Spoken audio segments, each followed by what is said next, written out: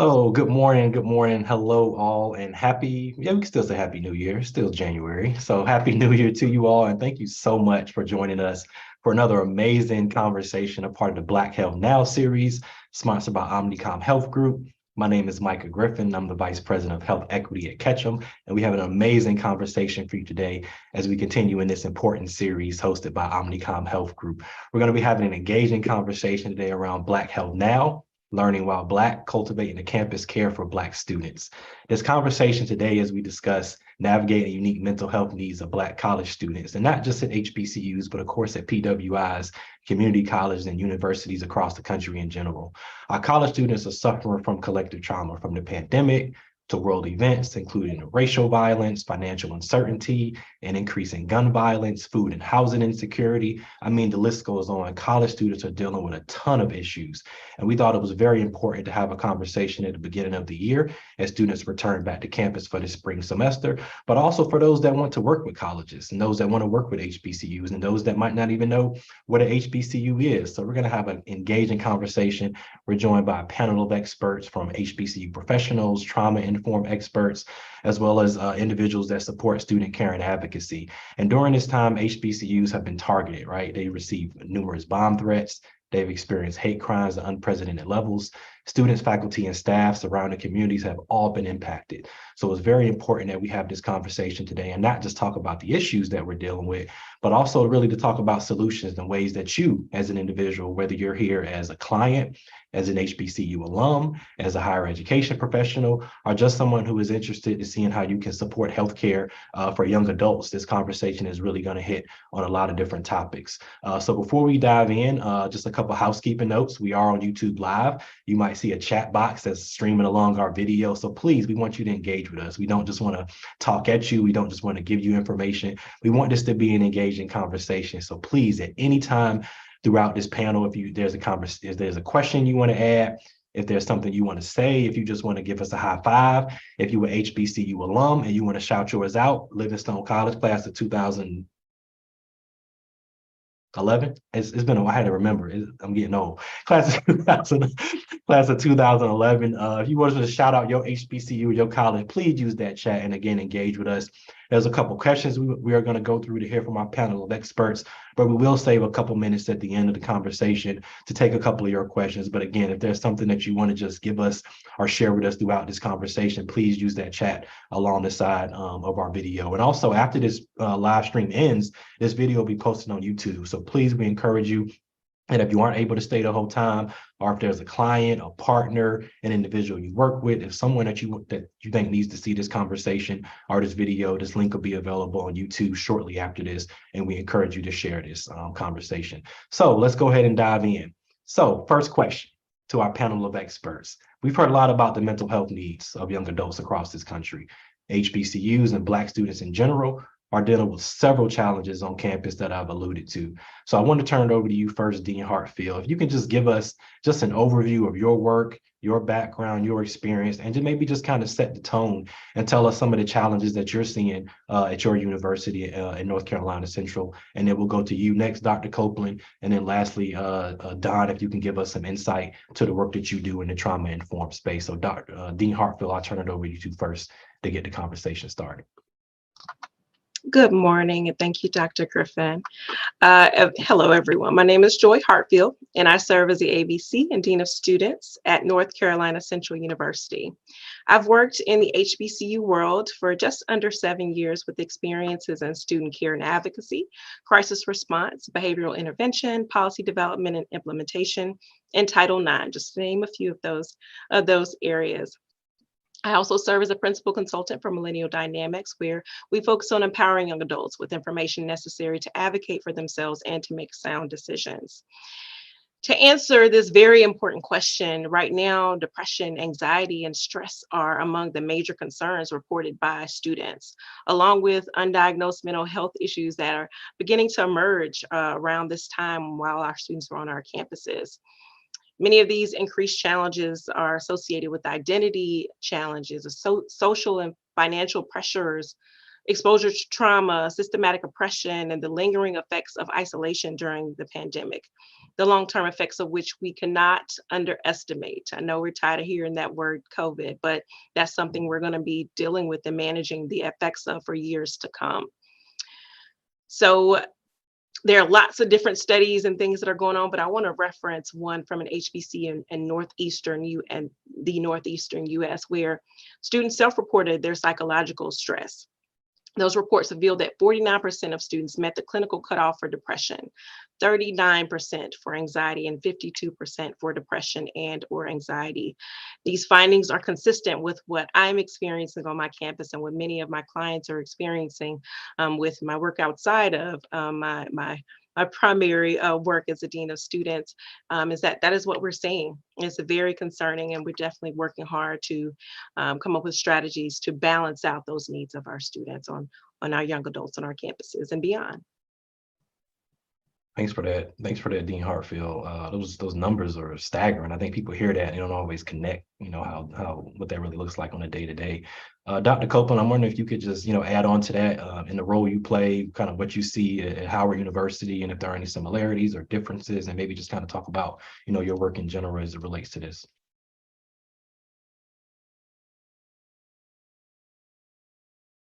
Let me unmute myself. I'm Dr. Ebony Copeland. I'm the director of the Student Health, executive director of the Student Health Center here at Howard University. I'm also a graduate of Hampton University, so I've experienced HBCUs from both a student perspective and now as an administrator.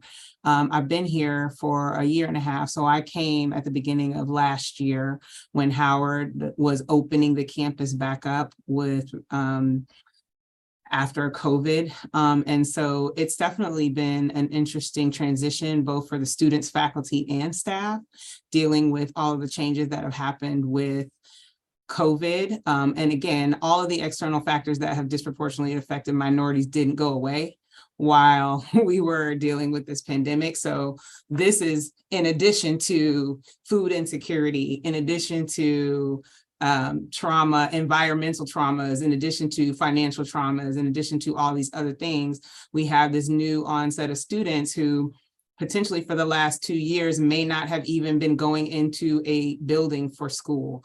And so the standard transition into school has just been changed for the next few classes that we have coming in because of the pandemic. So, what we're seeing in the health center a lot of times is just a very low capacity for stress because they are already stressed when they get there. And so, onboarding at an institution can be stressful. And then when you add on getting sick on top of that, it's just another additional stress. And depending on where you are, that illness could take you out for 10 days.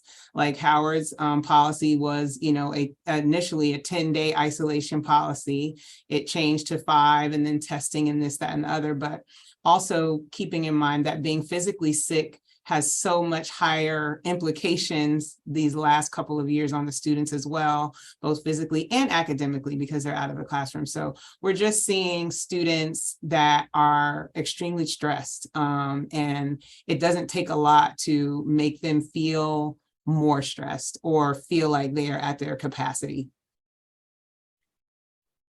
Yeah, that's so important. And again, I think we underestimate, what stress does to the body, especially over longer periods of time, and even how we all collectively have experienced trauma and not necessarily have addressed it in the right way. So I'm wondering, Don, if you can kind of close us out on this question and talk a little bit kind of what Dean Hartfield as well as Dr. Copeland mentioned just in terms of trauma, stress, and then maybe tell us a little bit about your work as well and what you're doing in this space. Yeah, thank you.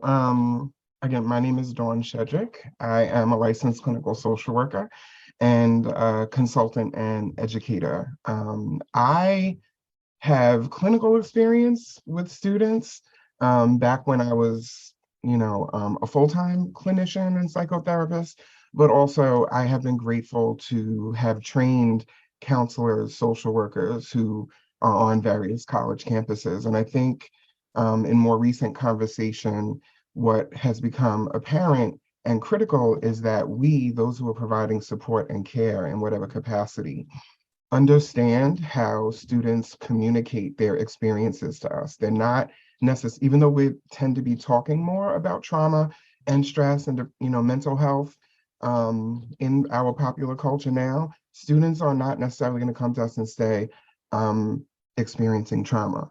I'm experiencing the acute stress, in the pandemic. My traumas are being compounded by the impact of the pandemic. It's important for us. I know, like, I had to lean into how in my own family, like, anxiety was communicated. Oh, y'all are making my pressure go up. Oh, this is stressing me out, right? Just understanding how folks are going to communicate their experiences and how we as professionals, how we can determine the best way that we can be of support. And also understand that, as Dr. Copeland stated, a lot of students are, having lived approximately 18 years as people of color, particularly Black humans on the planet in the United States, that we're bringing that experience to the experience on campus. So the adjusting within a pandemic, like a global traumatizing, and I also believe mass disabling event that we still do not know the impact, the full impact of. It's important for us to understand not just the experiences, but how they're communicated.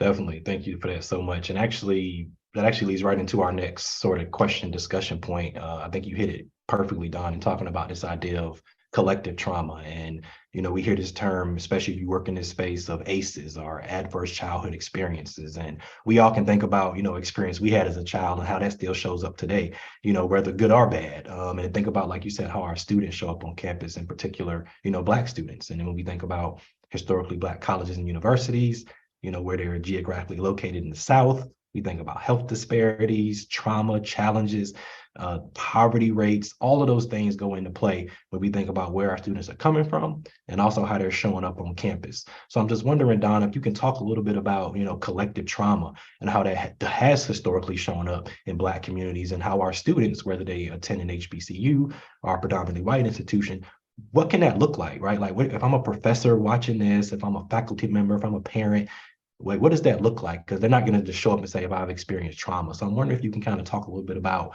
what are some of the signs we should look out for, and then how does trauma show up, in this younger generation as they try to matriculate through college? Absolutely. And I think each one of you in some way, in the introduction to this discussion, mentioned that even just the word trauma is so triggering, right?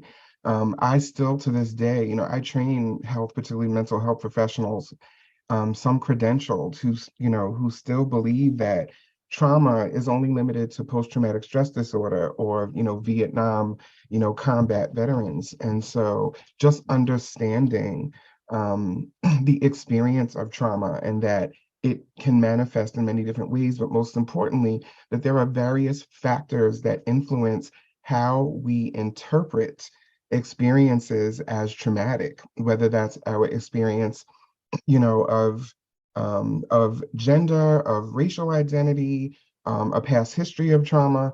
And so, like I said, understanding that these students are bringing their, experience of being Black people, in the United States or abroad, into their experiences on campus. And it's important for us, and not even just the professionals, like everyone, parents, family members, folks in social circles, to understand that that it is a stress response, that it does have impact, and that there is social, impact. And I think, like, I think of myself, I actually went to undergrad at a PWI, which comes with a whole set, right? I was raised like, as a conscious, Black woman, coming into a PWI where, like, back in the 1990s, unfortunately, Micah, I didn't forget when I graduated in 1996. And I still said the wrong year. I graduated in 2007. I don't know where I got 11 Okay, from. So I apologize. I'm getting, it's the gray hair. it's I'm all getting old. good. It's all good. But at a PWI, where I was the president of the Black Student Union, and we received death threats, like explicit death threats, like investigators from the FBI coming on campus, right? And so it's important, it's, in terms of particularly the Black experience, like, it's important to understand that, like, when we bring our full selves, that we're bringing those histories, right? We're bringing, whether it's our own history of trauma or traumatic stress, or what we have experienced or what we have witnessed elsewhere. And understanding that trauma can be experienced individually, as a member of a group, as a member of a society. So it's like this compounded experience that these kids are bringing when they're coming to campus and looking forward to, college and independence and acting grown, but that they're still bringing their real world experiences, and that unfortunately, like, it has had, a mental, emotional, physical, spiritual, like a holistic, impact. Yeah, definitely.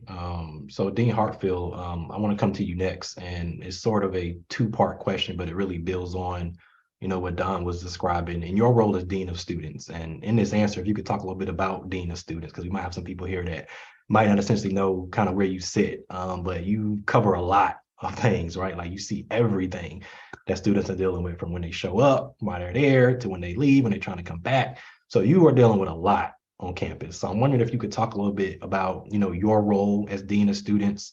What are some of those things we don't necessarily correlate to health, right? Like food, housing, matriculation throughout, even picking your major, right? Like, or having a roommate for the first time, right? Can you just talk about some of those, we call them social determinants of health outside of higher education? But I'm wondering if you could just dive a little bit into some of those things we might not necessarily think about that students are dealing with, and then really talk about your role as Dean of Students. And also, because we want to be solution based as well, what are maybe some innovative things that you all have done, over these past couple of years and during the pandemic to address some of those challenges? So I know that was a lot of stuff, but you got it. You can do Thank you. And feel free to jump back in to help throw me back on track if I wander off, because this role does consist of a lot of different things, right? So in my division, serving as a generalist. So that means I have to know a lot of bit about a lot of different things, because a big part of the role itself is advocacy and coaching and teaching students how to advocate. And when they are not in a position to have some teeth in something that they may need, then my team and I will come in and we'll be that for those students and teach them how to do that for themselves moving forward. I would say that is a major part of what we do. Is we need to prepare you for the world beyond these walls, these very supportive walls where, a lot of people may look like you in the faculty staff and they understand you at your core, but in reality, you're going to leave the space and have to go interact with the greater world. So what are we doing to empower you with the knowledge and with the skills necessary for you to be successful, for you to thrive, and for you to flourish? And so that challenge and support, on those higher ed theories is, how we operate in the space. But as Dr. Copeland and Hassan said, they're coming to the institution with all of the things that come with being a person of color and being, a Black student. And so compounded with, again, the pandemic and all these additional insecurities that they could be experiencing on top of that. And so basic needs insecurities is a major issue. And another challenge with that is pride and not wanting people to know about that. And so our priority is creating these networks and these programs that tie students to resources from the time that they enter the institution. And so we've developed different initiatives and programs to make sure that there is community, which is critical to that student experience, but also things to address the housing and food insecurity. So we have an initiative where when students come in, they're notified about this initiative where we have this big closet and these partners who make sure that that closet, big old closet, is full of personal care items. When I say closet, it's a pantry. It's just a space that we have converted, and it's a large pantry with personal care items. We have food items that students would be able to eat in their room. Insecurity could be you have to work all day, and by the time the CAF closes, you're coming back and the CAF is closed, and you may have a meal plan, but there's no food in your room. And so what are you going to do? Well, we have some items in here to make sure that you have a healthy snack or some healthy things that you can put together a meal in your res hall room, and we have very discreet ways of getting that to you. We have a little form that we have them fill out. We push that out at the beginning of our semesters in cute little ways with cute little giveaway boxes. And we make sure they have the information and that they know that we're here to support them, and that the world doesn't have to know. And so we have to understand who we're serving and meet them where they are in a way that they can accept that help and that they know it's to empower them. So a lot goes into that. A lot goes into those processes, but developing initiatives and partnerships that help support those initiatives. So for us, having our community partners be a part of that has been critical. And at some point even had a large corporation who said they wanted to be involved, but unfortunately after a year and lots of great photos, that was not a continual process. And so the need for lasting partnerships with organizations who want to employ these individuals when they leave here. And so you create loyal employees and people who want to contribute by feeding into their success at a point when they need that the most, so that they can then come back and give that back to others. So it's my role to jump out of that. As you can see, I'm quite passionate about that in advocacy and teaching students how to advocate for themselves in crisis response when there are things that are happening, such as our mental health crisis. If someone goes into a state or has concerning behavior, there's intervention there. There's a plan, and it's specialized and tailored towards the needs of that student. But we have these things in place for when you're not well. How do we respond to that in a way that does not take your education away from you, but helps you to redirect or get you the help that you need so that we can get you back on track to be successful, so we can even the playing field for you or help you to do that. So a lot goes into it. If you've been in college, you may have had a dean. There's a lot that goes into that, but that empowerment is critical. It is critical, and it's a huge part of what I do. That's so important. Thank you so much for diving into that. It's just you doing that? You one person doing all of that? Yeah, Oh, absolutely super. not. There's a Got a dynamic whole team of team. folks who we work together to do that. But knowing and having a thorough understanding of the needs of our students is a critical part of what I prioritize and ensure that we prioritize within my department. Yeah. And that's so important because I think a lot of people that are out has been a huge gap since they've been in college, or they aren't necessarily connected to this work, don't really recognize that colleges now are, I mean, they're small communities.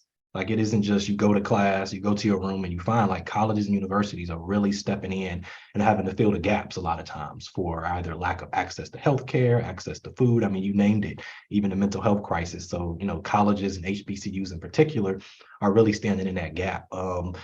We have a couple seconds in between this next question. So anytime I get an opportunity to talk about HBCUs, I take advantage of that. So I just wanted to drop a quick little statistic for those that are watching this and listening. For those that didn't know, if you are a Black doctor or a Black attorney in this country, 50% of those Black doctors and Black attorneys graduated from HBCUs. Engineers, 40% of engineers that are Black right now went to an HBCU. Members of Congress, almost half of the Black members of Congress went to an HBCU. Judges, Black judges, this number is going to blow y'all away. Almost 80% of Black judges right now in the United States of America went to an HBCU.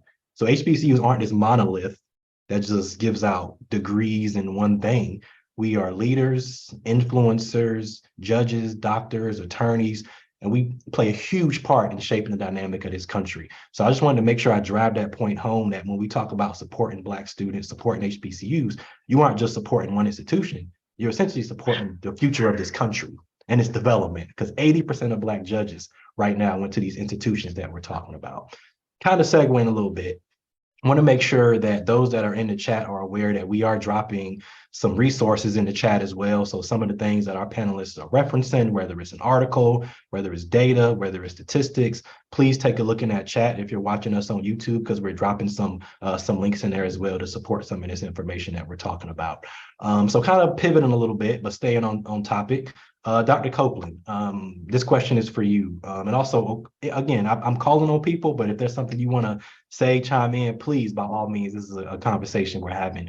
But according to U.S. Department of Education in 2020, women made up 64% of all students at HBCU. So a huge number of HBCU students identify as women. So this question is really for Dr. Copeland, as well as Dean Hartfield. I know you have work in this space. But given that Black women, as we know, are disproportionately affected by health inequities, whether it's in reproductive care, access to care, and overall most health outcomes, Black women are usually last in comparison to their white counterparts. And we're not just talking about in college, we're talking about in general. So I'm wondering, Dr. Copeland, if you could talk a little bit about, as a physician, as an executive director of student health, how do you see these disparities playing out in your student health center? And just talk about your work and what you all are doing to sort of close this gap. And then also, because we have a lot of people that work in organizations and industries that might be watching this, and Dean Hartfield alluded to it a little bit, but how can those organizations, like what can they do to support Howard? How can they just not show up, take a couple pictures and leave? How can they create those sustainable partnerships that Dean Hartfield talked about? So I'm wondering if you could just talk a little bit in detail about your work as a physician and the disparities that we see play out in our Black women college students and what Howard is doing to really close that gap. Okay, so so there's a lot to unpack there, but I am a physician, but I also was a reproductive health specialist in the city of New York prior to coming to Howard, and an advocate for women's reproductive health access. And so I do think that it's interesting to watch the differences between how young people moved in the system in New York City versus at a HBCU or versus being pseudo South and close to the South. So there's a lot of things that need to happen in order to kind of address the health disparities that occur when we're talking about women of color.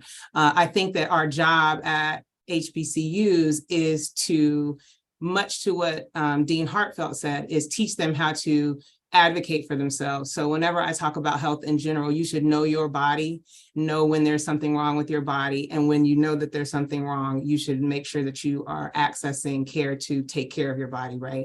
But you have to teach people how to do that. So how to access the healthcare system. One thing that people fail to realize a lot of times is that this is the first time young adults are having to navigate healthcare on their own. Now that's here, like I said, I came from the Bronx. Young people navigated the healthcare system actually very well and pretty freely at very early ages. But in most spaces, that starts when they graduate from high school or start college. And so I often talk to my staff when they're, having issues about how something was scheduled or what they did and this, that, and the other, that this is their first foray into healthcare. And this is their first experience having to do this on their own, make their own appointment, talk about their own health history. And so it is our job as healthcare providers in a college setting to teach people how, young people, whether you're at a PWI or a historically Black college, but extremely important at a historically Black college, to how to navigate that. Also, one of the things that I'm really passionate about and, I'm trying to implement here is making us as people of color aware of the health issues that may not be affecting you today, but are more likely to affect you throughout the course of your life. And so for women, Black women, that's reproductive health issues, understanding that your pregnancy outcomes are at risk just by being a Black woman. It doesn't matter your socioeconomic status. It doesn't matter your finances. It doesn't matter your education. The mortality rate for women of color is always higher than their whiter counterparts, regardless of really any other factor. So you need to know that, and that's at any age. PCOS, the issues we have that come secondary to overweight and obese issues within our body. So there's just a lot of things that we need to make sure that young people, especially of color, leave with having an understanding of how to take care of themselves and kind of, like you said, standing in the gap. There are some students who get here who they couldn't tell you the last time they saw a provider. So we're also responsible for creating a safe space for them to get the care that they need, making it a comfortable environment so that when they leave here, they know what to actually expect and demand as they navigate and advocate for themselves in this healthcare industry that is not designed to take care of them in adulthood. Definitely. Thank you so much for that. I could talk about that forever. Yeah, it's an interesting conversation, and it needs to happen, and it needs to evolve into more than just a conversation, but actual action behind it. And that's why I'm so glad that we are creating this space to have this unfiltered conversation. I do want to open this up to Dean Hartfield and you, Don, as well, to please give us your thoughts on this, because this is another pandemic, right? This is one of those pandemics that has been going on well before, news articles started writing about it. So please, any feedback, thoughts, comments you have on this topic as well, please, Dean Hartfield and Don, if you wanted to add anything, I'll be quiet. I wish there was something for me to add, but that is I'm very passionate about this area, and for the reasons that Dr. Copeland named. The fact that we're just a little bit more in danger, or we're in automatically, that is, it always makes me nervous whenever I have a student who goes into the hospital, or a family member who goes into the hospital. I'm tense. I'm tense the entire time. I'm asking questions. If I'm physically not in the same state as you, I am on my family members who are in the area to go see that person, ask these questions, and that is because that advocacy can be critical. It can be life or death. I have a dear friend who has a doctorate. She has a husband who is in the healthcare field, a very qualified person in the healthcare field. And when she had her baby, she almost died. They have all this education, they have a beautiful life, they have beautiful income. That still doesn't matter. It doesn't matter who we are. It does not matter, and that's why we need to make sure that these young people in this age know their bodies, know how to ask questions, know when something is not right, know when to ask for an advocate if they don't know how to reach out for help when they don't have the answers. Empowering them with this knowledge is life or death. And we have to be doing that on our campuses. And so Dr. Copeland, thank you for so beautifully articulating what is bursting from my heart in an area that I'm very passionate about, and is very much so relevant, and is a life or death thing for many of our young people.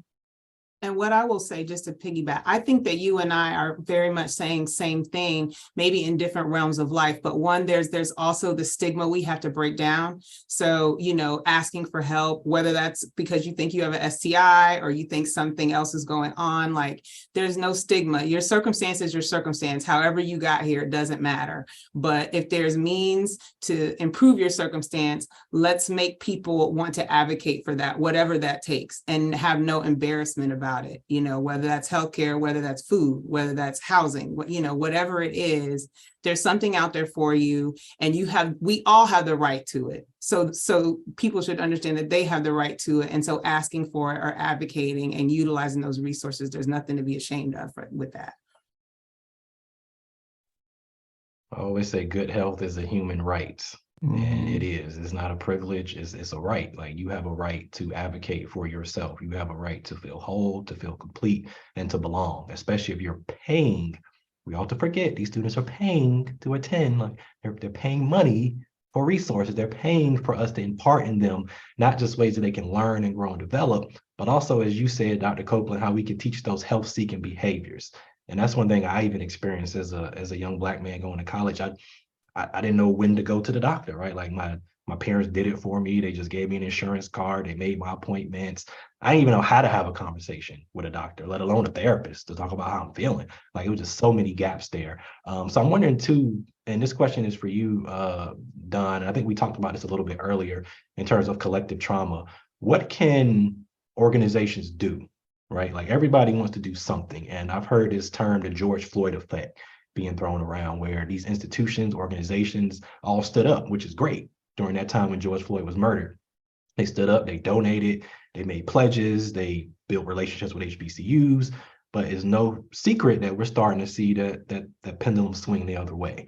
So if we have an organization listening, if we have, a client, if we have someone that in their heart, they want to partner, they think is the right thing to do, what advice would you give them, Don, to say this is how you create those sustainable partnerships? These are areas where these institutions, and not just HBCUs, but this sort of topic that we're talking about in terms of health equity, really needs that support. So if you had to inform or advise or consult an organization that was looking to build that partnership, like, what would you tell them if they're listening to us now? Like, what are some things they can do?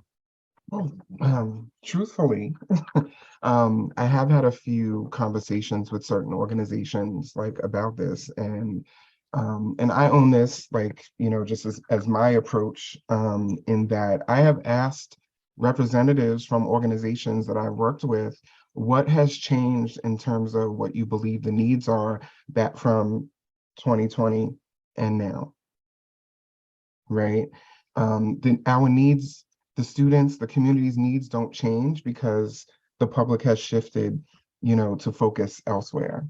And so we have, or in this conversation alone, you have, and in the chat have shared hardcore indisputable data, everything from the needs in the community, particularly of our students, but also the impact that graduates are having, particularly from HBCUs in the world and in the country. And so where do we fill in the gap, as we've been saying, right? And so when the needs are being are made known, that's not going to change because interest, unfortunately, has shifted elsewhere. And so the community, the students, the schools, like are very clear about what the needs are. And so if folks authentically want to have an impact, they really don't have to do too much to really find out what the need is, you know, and how they can actually support. That might not be different from what they were intending or pledging to do 2 years ago, right? And I also wanted to offer that um, the information is there. And when we authentically listen, like the information is there. There's not much more that folks, especially those representing organizations, have to do to find out what the needs are. It's really an invitation for folks to check in with, why am I not listening?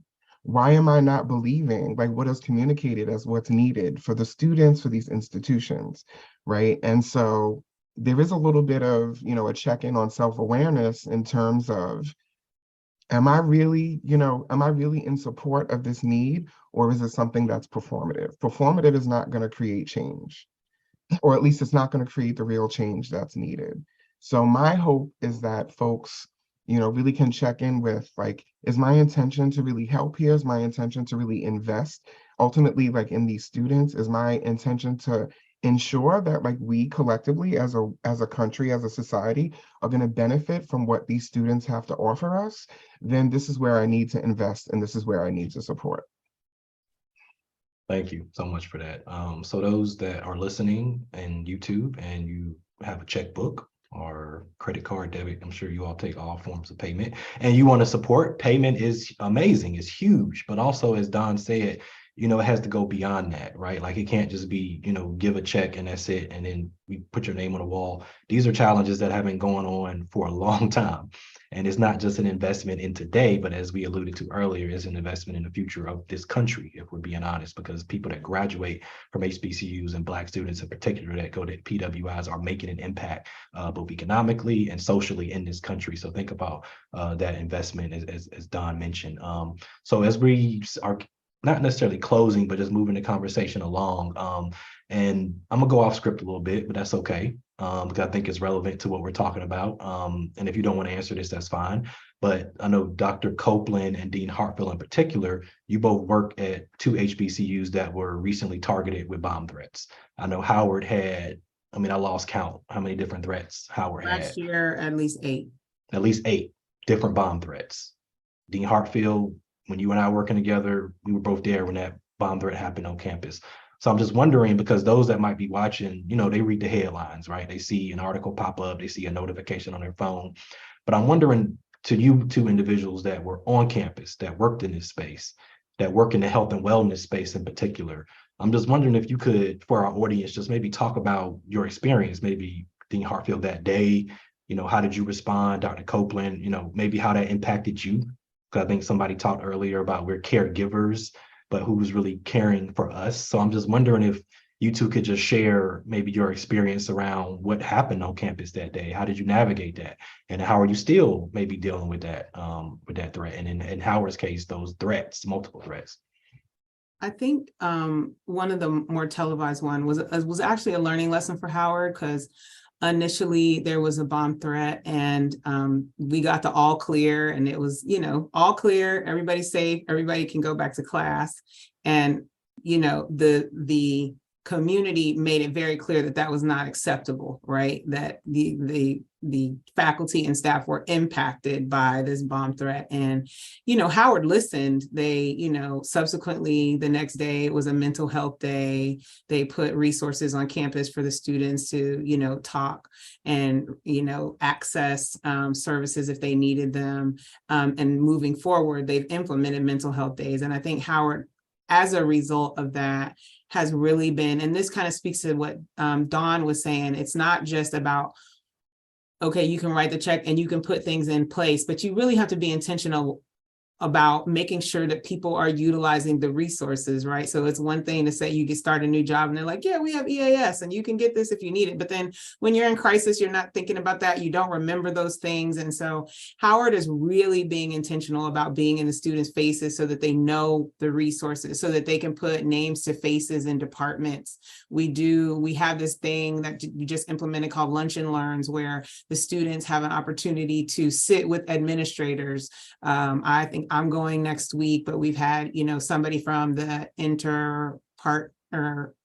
prevention. I struggle with IVPP, interpersonal violence prevention program, Title IX, the VP of Student Affairs, to sit down with these people and have a lunch, to talk to them about resources. We're also going into the dorms, these various departments under Student Affairs, tabling so that they know what the services are. And every time we've partnered and tabled with behavioral health, students have been like, oh, I need this, but they just haven't had the wherewithal to figure out how to navigate that. And so them being on campus has been an avenue for them to get plugged in. So it's not just having those services, but I think one thing that the multiple bomb threats has made Howard is just much more proactive in letting the students know what services there are and how to access them. Again, it's always so hard to follow Dr. Copeland, and she so beautifully articulates certain things. And I would say hats off to the staff and to the institution for pushing through having so many of those threats come to your campus, because it in a lot of ways feels violating, because the intent is to disrupt and to cause harm, even if there is no actual threat. But the idea that your safe space could something could happen massively. There's all these young people who came here to have this safe space to be in. And so we were fortunate in some ways that most of our students were not back on campus when we received that call.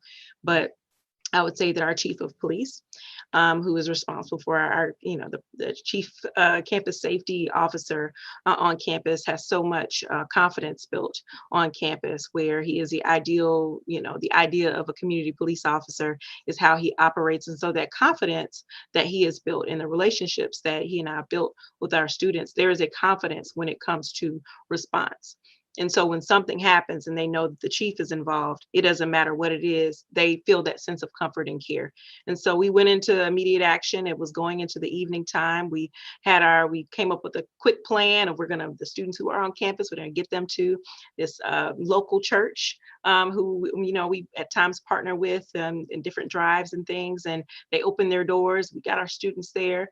That time we had Q&I, so we had to get our quarantine and isolation students there. And there was a lot that went into that very quickly. VCs and provosts, their sneakers on, getting people fed. We did what we had to do, but that I believe that it starts with having a lot of trust and faith and the people who manage those types of things, but also finding ways to keep those types of violating things from happening. And it's hard to do in a country where there are a lot of different things happening, and we see them on the news as recent as a few days ago.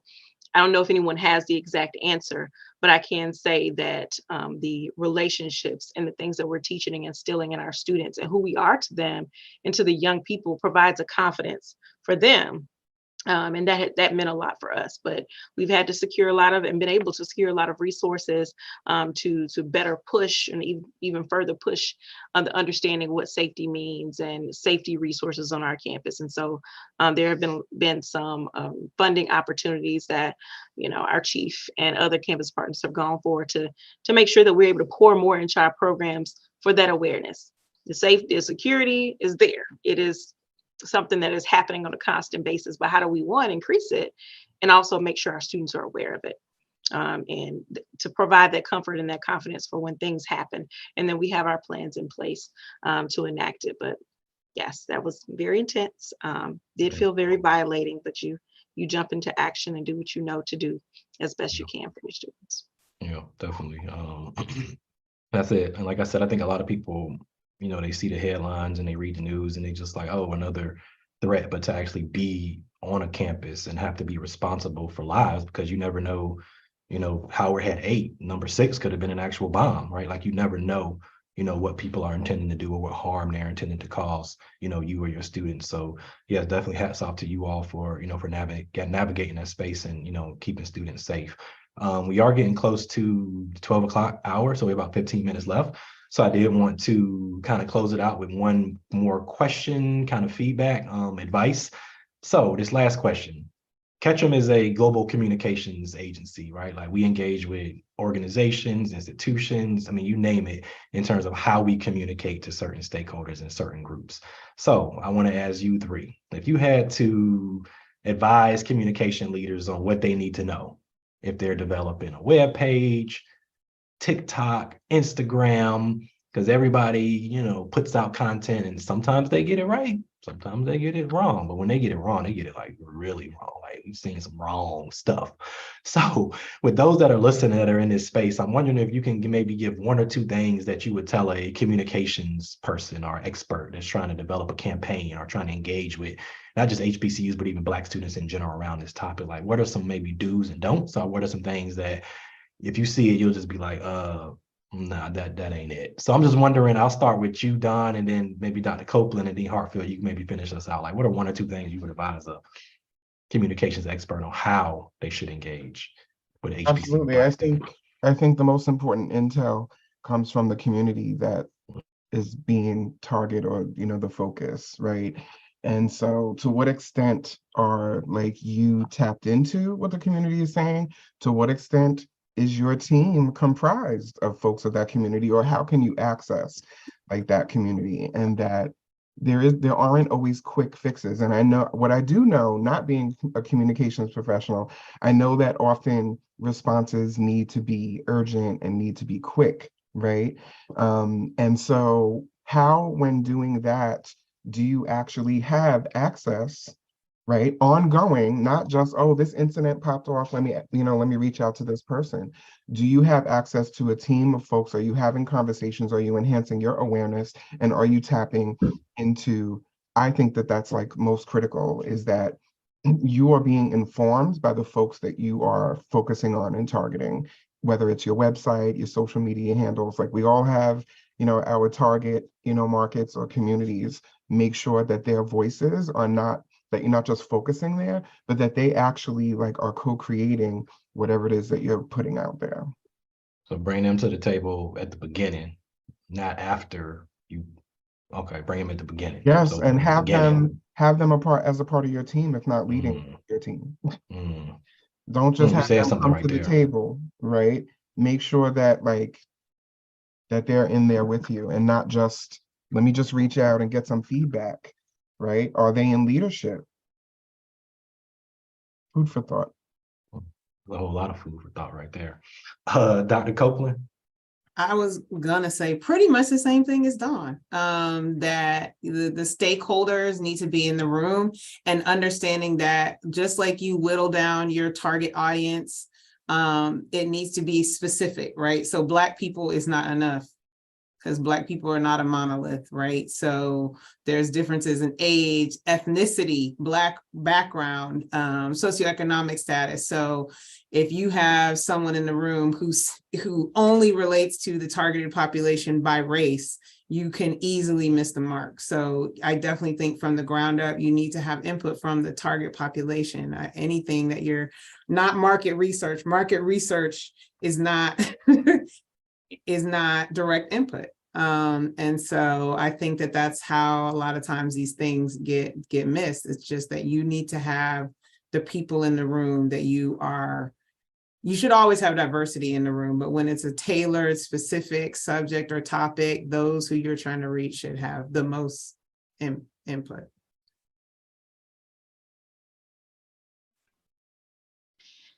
So again, following these 2 individuals, tough thing to do, but I agree.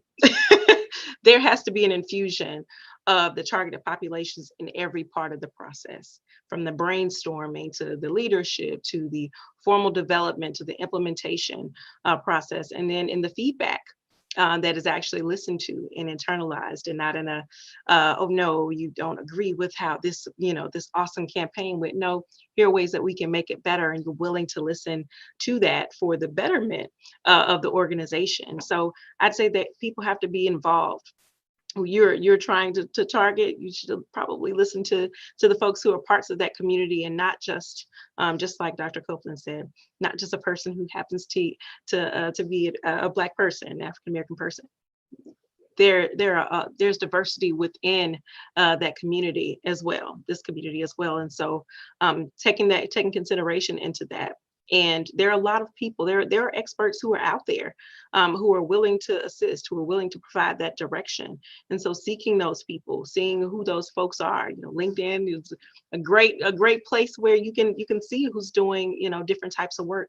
Actually reach out to those individuals, and don't try to necessarily lean on your own understanding, because there are people who want to help you, to be able to help the different folks who are the targets to have a quality experience that you may be able to offer, but your messaging could be something that harms you and keeps them from being able to pursue or to receive services or products that could be life-changing for them. So infuse those people into every part of the process, and not just for the sake of diversity and checking that box, but for the sake of improving, the income or whatever it is that you have for your company. You won't be sorry that you did that. Definitely. So I heard some amazing takeaways today. This work has been going on well before 2019. There have been people that have been intentional in this space in supporting HBCUs and supporting Black students.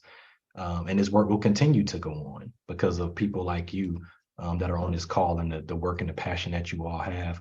Also be intentional, right? Like you said, we can't just give a check and check a box and say we did our job. We have to be intentional with building these sustainable relationships if that is a priority for an institution that's engaging. And then also keeping in mind that HBCUs and Black people aren't monoliths, right? It's not a monolithic society. Like, we all show with differences, whether it's gender, whether it's ethnicity, whether it's religion, socioeconomic status.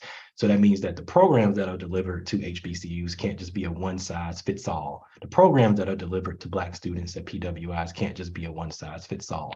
The same way you deliver it to any other demographic or population based off of their needs and uniqueness is the same way that organizations and institutions should look to engage with these individuals as well, which is why, I'm so fortunate to have this opportunity to do this work with Ketchum, because they are aligned with the work in health equity, with supporting institutions, organizations. And I can say that they aren't just doing the talk. Like, we are actually involved in trying to close this health equity gap and support some of the things that you all talked about. We are closing out, so we have about 8 minutes left, but I always do this. And Valerie's going to be mad at me, so she's watching. I'm sorry in advance. I wonder if you all could just give one thing, just one thing that you do to take care of yourself, self-care. Because we talked about how we pouring out into students, we talked about how we taking care of them. So I'm wondering if you could just leave us with just one gem, one jewel that you do to take care of yourself. Who want to go first? Dean Hartfield, you got it. she like, one thing that you do for self-care to support yourself, one thing. Sure. I switch modes. So I'm in this work, you kind of have to have the stomach to do what you do, but I make sure that I switch into a very specific mode when it's time for me to decompress and to go home. And that gives me an opportunity to take my hat off, or at least tilt it a little bit. Dean's work is always kind of on call, but to say, in this mode, I can relax. And so knowing my mind and my body well enough to know, how do I give myself an opportunity to go into a relaxing mode, into where I can, watch The Office for a few hours and just kind of maybe relax on the patio with my husband. But me being intentional about coming out of Dean of Students mode, or coming out of a consultant mode, and going into joy, relaxing at home mode, at least for a few hours a day, if I can fit that in, and going to get my hair done. So even though it's not actually a fun activity for me, when I make myself go do it, I feel like I've accomplished something, and I've done something for myself. So taking that little bit of time out to say, I'm doing this for me. And even if it's not something I want to cut out time for, when I do it, it feels like I did something. So those are the things for me. Thanks for putting me on the spot. Yeah, of course, of course. Now, Copeland, we're gonna come to you last because you gotta just bring it home. You gotta give the best self-care example ever. So you got like 2 minutes. Done. I knit. Mm. And I also crochet, but I knit more than I crochet. It's an activity that for me, it forces me to be mindful and to be present, especially if I'm knitting from a more complicated pattern. You have to count stitches. You have to, be mindful of the tension of the yarn. And I love the feel of the yarn through my fingers. So if I can't be having a conversation. Sometimes I try and I mess it up and I have to start over again. So it's, and I knit mostly for everyone else. So it's a love offering as well, which absolutely is self-care. More importantly for me, and this has just been a part of my own evolution as a human, is I allow myself to experience, as the children say, I feel the feels. And I don't suppress any sadness or any of the feelings that a lot of people don't like to feel. We're neurobiologically wired to experience a range of emotions. And I know for myself, as a Pisces, as a caregiver, for many years to my mom, as the firstborn, I, was conditioned, for a long time to like stuff it in, keep it moving, have the whole world know that I got it under control when I don't. And so what I have done with the assistance of my therapist over the past 4 or 5 years is really allow myself to feel the feels, understand that it can pass as long as I don't suppress it and hold on to it. So I can be present in the joy and I can be present in the sadness and, everything in between. And I find that my stress levels have reduced considerably. And I just feel, dare I say it, like more alive, just allowing myself to have that emotional experience and be present to how it impacts the rest of my life. I'm also really good with all of my medical checkups, as I inch closer to 50 and, there's more of the recommended, screenings and tests and, grams and oscopies. I am very intentional with keeping up on that, a few of which actually have caught, some potential not so good stuff. So I am very much a ninja, about keeping up on my healthcare in that way, including a trip to the dentist tomorrow. I'm gonna be sending you my order. 'Cause I'm Okay. expecting a baby in March, so I need like some Okay, nice, let's cute little talk. booties. Yeah, we'll talk Let's offline. talk. Yeah, Yes, we'll talk. We'll talk I offline. got you, and I mean that. Got you. Talk offline. Lastly, you've got about 3 minutes left, Dr. Copeland. I just want to say I really wish I could knit, Don, but it requires a level of attention that you said that I don't have. So but I think for me, and I think it varies for every person, but like I've always been a super active person. So I'm an active junkie. So, and what I've accepted about myself is that that activity will change over time. So at one point it was salsa dancing. At one point I've always run. So I run, and then I ran a marathon, and then I haven't run like I used to. And then I did biking in the pandemic because my run group stopped, but bike group started. And now just recently I've taken up aerial yoga. So as long as I have something physical, like, and what it allows me to do during that hour is that, right? It's some hour, 2 hours, whatever it is. You're just, that's it. That's what you're, focusing on. Like, right now with the aerial yoga, I don't want to fall out of this net. So whatever is happening, It's a good reason. It's a good reason to be whatever is focused. not happening right here with me and my body and this piece of fabric in this moment doesn't matter, because I want to walk out of this class intact. So I think that's always really good, because I'm sure, like Dean Hartfeld, we're in positions where our minds is always working. We're never quite off. It feels that way sometimes, and that can be overwhelming. That was new for me in academia, that you're never really quite off. And quite frankly, it was an adjustment, a big one, but settling into that. But again, you can call me, but I can't get to the phone when I'm doing certain things now at this point. So Yeah. it's always just finding something active to whatever that thing is for the moment. And I'm sure this will not be the last thing, but that's Mm. usually how I take care of myself. Well, thank you all so much for sharing that feedback. I'm almost certain someone watching this, that helped, that impacted. We never know who's listening. As we close out, I just want to sincerely thank you all. It has been a privilege to share this space and time with you, to hear about your work, your personal experiences, and the impact. Like, I want to make sure I underline that, the impact that you all are making in this space. Please continue to do this work, because your students need you, your communities need you, and most importantly, the culture needs you. For those that are watching, thank you all so much for taking the time out to share this space with us as well. We hope that you gain something to be a better person, to go out and do this work, to either as an advocate, as a donor, or as a contributor. I want to invite you all that if you, again, want to share this with your colleagues or peers, this link on YouTube will be live very shortly. We encourage you to share this. Also, please, if you haven't, make sure you follow Black Health Now on YouTube, as well as Instagram, because Omnicom Health Group does these talks every month, and they continue to have engaging conversations that are action driven.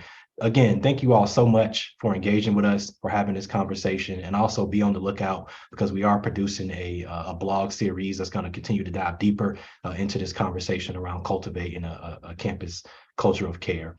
Thank you all so much. Hope you all have an incredible day and continue to do this amazing work. Thank you all, and y'all take care.